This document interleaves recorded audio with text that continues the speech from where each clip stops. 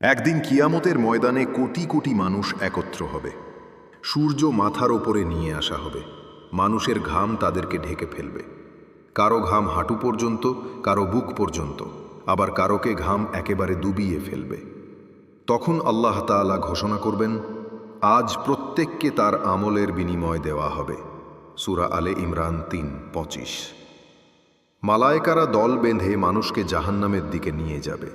চারপাশে অন্ধকার, ভয়ঙ্কর আওয়াজ, মানুষের কান্না আর চিৎকার। তারা চিৎকার করে বলবে, হায় আফসোস! যদি আমরা দুনিয়াতে আল্লাহকে মানতাম, রাসূলের আনুগত্য করতাম। সূরা আল আহজাব 36-67।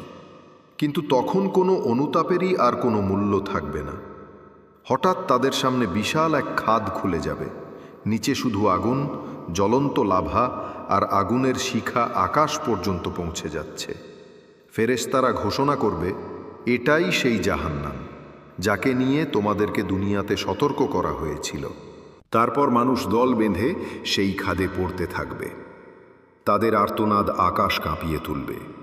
কেউ বলবে, হে আল্লাহ, আমাদের ফিরিয়ে দাও, আমরা এবার সৎ কাজ করব। কিন্তু সঙ্গে সঙ্গে উত্তর আসবে, দুনিয়াতে তোমাদের জন্য যথেষ্ট সময় দেওয়া হয়েছিল, এখন আর ফেরার সুযোগ নেই। সূরা ফাতির 37। মানুষরা জ্বলন্ত আগুনে পড়ে যাচ্ছে। আগুনের শিখা তাদের দেহকে গ্রাস করছে। তারা চাইবে মৃত্যুর জন্য, কিন্তু জাহান্নামে মৃত্যু নেই, শুধু শাস্তি, অনন্তকালের জন্য। এই দৃশ্য আল্লাহ আমাদের কোরআনে বারবার স্মরণ করিয়ে দিয়েছেন, যাতে আমরা দুনিয়াতে আল্লাহর পথে ফিরে আসি, নেক আমল করি, গুনাহ থেকে বাঁচি। আল্লাহ বলেন, যে আমার দিকে ফিরে আসবে, সৎ কাজ করবে এবং বলবে, আমি মুসলিমদের অন্তর্ভুক্ত, তার জন্য কোনো ভয় নেই এবং তারা দুঃখিত হবে না। সূরা আন-নাহল 88।